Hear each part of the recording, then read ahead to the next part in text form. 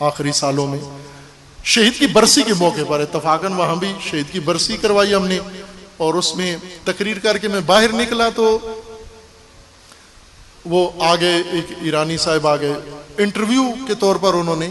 Interview لیا اور camera بھی تھا، تو وہ پوچھنے لگے کہ آپ بتائیے کہ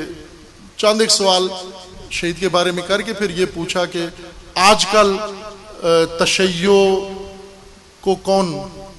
سرپرستی کر رہا ہے، رہنمائی کر رہا ہے. اب ظاہر توقع سب کی ہوتی ہے، کسی کا نام لیں، کسی پارٹی کا، کسی شخصیت کا نام لیں، سب قابل احترام ہے، میں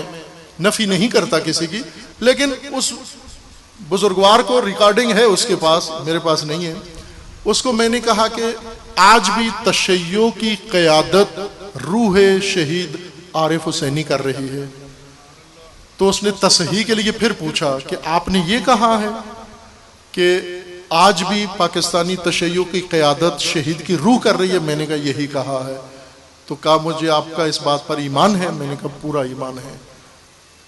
حق ایمان ہے، یقین ہے مجھے اس کے اوپر، اور میں روز دیکھتا ہوں اس قیادت کو، آنکھوں سے دیکھتا ہوں، مشاہدہ کرتا ہوں اس کو، شہید کی روح کر رہی ہے رہنمائی انشاءاللہ. عزیزان، یہ اللہ کا وعدہ ہے انشاءاللہ. اس موقع پر بھی اور ہر موقع پر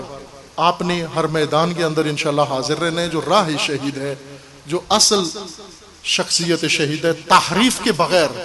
جو خالص اور ناب شخصیت ہے شہید کی، جس کے اندر مداہنہ شامل نہیں ہے، ہم بارگاہ خداوند تبارک و تعالیٰ میں دعا گو ہیں کہ پروردگار ہمارے شہید عزیز کو، شہید بزرگوار کو